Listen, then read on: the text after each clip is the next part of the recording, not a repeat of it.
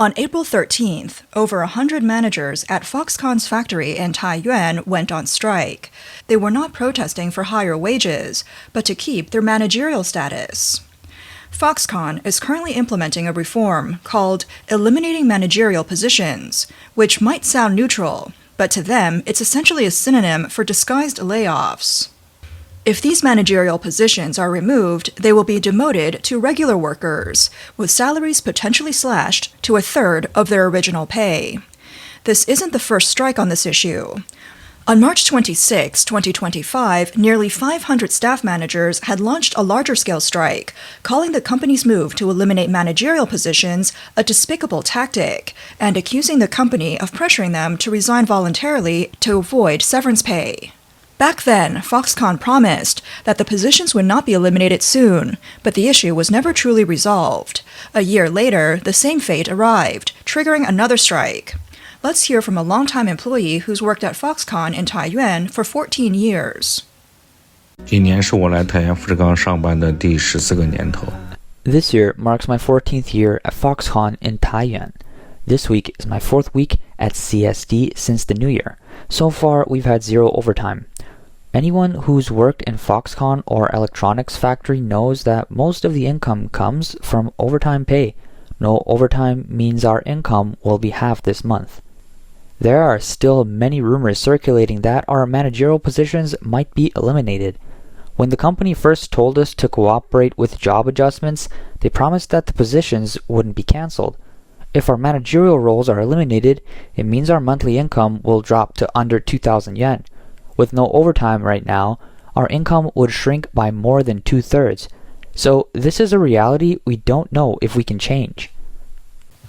The employee further shared an odd phenomenon at Foxconn. Even though there's no overtime, many new workers are still joining, with some even lining up at 3 a.m. to get in. There's a rumor that the factory is trying to make it so tough for permanent workers that they'll quit on their own, saving the company from severance costs. Today at lunch, I went to B restaurant and D area has already closed one of its restaurants. I spent 16 yuan on this meal, and it really hurts. With my current income, 16 yuan feels like a bit too luxurious. Many shops in the business street have already shut down. This year is really tough. I thought 2025 would be the hardest, but it turns out 2026 is even harder. This longtime Foxconn workers' confusion and helplessness reflect the scars left on ordinary people after Foxconn lost its glow. The root cause of all this points in one direction. As Apple's supply chain moves to Southeast Asia, orders for Chinese factories have vanished, meaning they no longer need as many workers. To save costs and maintain operations, many former managerial positions are being shifted to production lines, a strategy Foxconn calls the Waves Project. The situation in Taiyuan is not an isolated case. In Zhengzhou, which is called the world's largest Apple city, the chilling effects are also being felt. A local human resources agent said that Foxconn stopped hiring in April. The much anticipated Foxconn hiring is over this April. Let me break it down for you. First, production lines are being adjusted, with old lines being shut down and new ones being set up. In May, we'll enter the testing phase, and from April, overtime will be strictly controlled. Second, the Waves project means that local labor will be redirected to the production lines. Currently, Foxconn in Zhengzhou is at full capacity. Once, during the busy production seasons of August and September, the recruitment center in Zhengzhou would see lines stretching for hundreds of meters. To attract workers, the factory offered bonuses of over 10,000 yuan, and young people from the central and western provinces would come with the dream of earning a year's worth in 3 months. In 2022, their bonus reached 10,500 yuan. But by 2026, it had dropped to 7,500 to 7,800 yuan, with hourly wages falling from 31 yuan to less than 25 yuan. More importantly, the workforce size has shrunk from over 300,000 to less than a third of that. This means that more than 200,000 jobs, along with the families depending on them, and the entire airport district's commercial prosperity, have vanished. Some reports mention that the price of fried rice in nearby restaurants dropped from 12 yuan to 8 yuan, reflecting the painful discounts by countless businesses. Foxconn was once known as a massive factory with hundreds of thousands of employees. It used to power not only Apple's global supply chain, but also the prosperity of the region. Now that engine is slowly grinding to a halt. Taiyuan is facing the same struggle. As Foxconn pulls out, it severely impacts nearby businesses. 太原富士康是一个让人又爱又恨的地方啊。 Foxconn in Taiyuan is a place that people both love and hate. I've worked at Foxconn for 16 years, and I've seen both its prosperity and its decline. Back in the day, you'd see tens of thousands of people in the factory, and business was booming. Now there are only about 30 to 40,000 people, and the consumption is down. So comparing today's Foxconn to what it was, it's like heaven and earth. On April 11th, outside Foxconn in Taiyuan, a mobile phone shop owner lamented. 现在是富士康的下班点。 This is Foxconn's off-duty time. There is no one here. It's so quiet. Normally at this time, it would be packed with people. I can't believe it. It's so hard. It's so tough. Below the video, a netizen's comment hit the nail on the head. How can you spend if you can't even make 2,000 yuan a month? From over 100,000 people in its prime to now just over 30 or 40,000, the cliff-like decline in spending power means that the entire ecosystem around Foxconn is collapsing rapidly. Restaurants, internet cafes, convenience stores, clothing shops, all these businesses that once thrived on workers spending money are now empty. On April 1st, Foxconn Southgate in Taiyuan was permanently closed. It was once the factory's busiest gate. Professor Liu En, an expert on Chinese capital operations, once said that when Foxconn arrives in a place, it's not just the workers that are supported. Now, in every place Foxconn leaves, the result is the same: desolation without exception. With the combined effects of geopolitics, tariffs, and other factors, Apple's factory chain has already started a global migration, and as Apple's main contractor, Foxconn is following Apple out of China. In Thailand, Foxconn invested $315 million in producing semiconductor equipment components. Apple's and Tesla's supplier, Delta Electronics, plans to invest $500 million, drawing in a large number of Taiwanese companies like Jindin Technology and Taiyuan.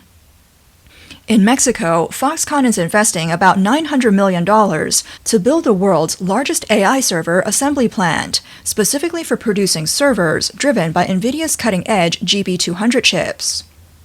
In India, Foxconn's investment has exceeded $1.4 billion, with a business scale breaking $10 billion. It employs tens of thousands of workers to produce the latest iPhone 16 Pro. Apple's goal is to increase the share of iPhones produced in India from 14% to 25% in the next few years.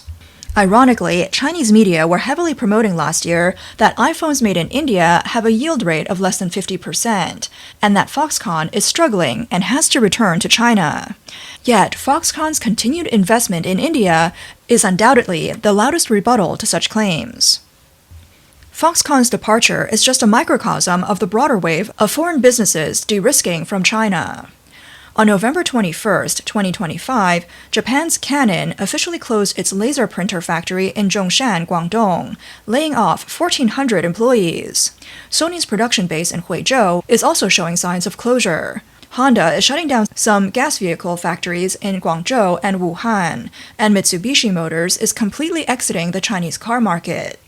The cosmetics industry is seeing even more drastic moves. Over 60 foreign cosmetics brands exited the Chinese market between 2024 and 2025.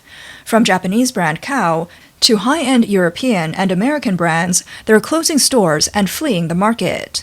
These aren't structural adjustments, but real, substantial withdrawals. As more and more companies like Foxconn leave, the Chinese government is in full panic.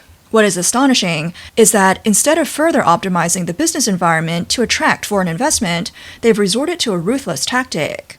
On April 4th, the State Council of China signed and immediately enacted a new set of regulations called Preventing and Resolving Risks in the Industrial and Supply Chains. These 18 regulations sound grandiose, but their core content has sent a chill through all foreign companies in China. The new regulations grant regulatory bodies almost unlimited power. They can launch extensive investigations into any multinational company attempting to move its supply chain out of China or simply stop using Chinese suppliers. During these investigations, authorities have the right to question employees and review all internal company records. The most shocking part is this. The new regulations allow authorities to prohibit executives or individuals from leaving the country. This is no longer a business regulation, but an outright hostage strategy. It sends a clear message to all foreign companies. If you want to leave, you can, but your executives and employees may have to stay here forever. Jens Eskelund, chairman of the European Union Chamber of Commerce in China, expressed serious concern. He worried about the lack of transparency in legal procedures and threats faced by employees at border control. Michael Hart, president of the American Chamber of Commerce in China, stated that such uninvited regulations would only accumulate legal risks and force foreign companies to accelerate leaving China. The Chinese Communist Party's tactics sparked heated discussions among overseas Chinese. Before, they drove foreign businesses away. Now, as they've almost all left and no one wants to come back, they've become desperate and started banning others from leaving. Is this kidnapping now? Are foreign businesses the CCP strong shield? This regulation means China can only rely on the old investments from foreign companies and won't see any new ones. Power can really make people foolish. This will only accelerate the departure of foreign companies through more discreet methods. There's no need for grand exits, slowly laying off workers, shutting down production lines, halting investments, and slowly dismantling machines and factories, packing them up and sending them for repairs that won't be returned. A few years down the line, when you try to arrest people or seize factories, all that will be left are empty factory buildings, scrap metal, and a guard. Netizens' comments are spot on. This supply chain hostage tactic is essentially a brutal violation of market principles. When a company realizes that entering the Chinese market is easy, but leaving is hard, rational investors will simply avoid China from the start. This semi-coercive business environment is destroying the last remnants of any psychological security for foreign companies operating in China. It will ultimately speed up the decoupling of China from the global supply chain. The consequences of this are already showing. Let's take a look at Guangdong's Dongguan, once the heart of China's manufacturing industry. Mr. Zhao, who has worked in foreign trade processing in Dongguan for over 20 years, told reporters that when he first arrived in Dongguan, many factories posted recruitment ads at their gates, listing job roles and benefits. Now many factories have moved away, leaving vacant spaces at factory entrances and empty workshops. Mr. Zhao said that the factories still operating in Dongguan, due to a lack of orders, have chosen to either stop production or go on holiday. He said, many factories around mine have moved out, some to Vietnam or Southeast Asia, others to shift to foreign trade, downsizing to workshops from the early 1990s, employing only a dozen or so workers. Dongguan is really finished. He added that the manufacturing sector in Shenzhen and Dongguan has entered a trough, and it will be difficult to recover in the short term. An employee at an electronics company in Dongguan, Mr. Ye Donghui, shared in an interview. 2 years ago, when orders were plentiful, we had 3 to 4 hours of overtime every day, and we could make 6,000 to 7,000 yuan a month. Now, with no overtime, the average is just over 3,000 yuan a month. After paying rent and food, there's not much left.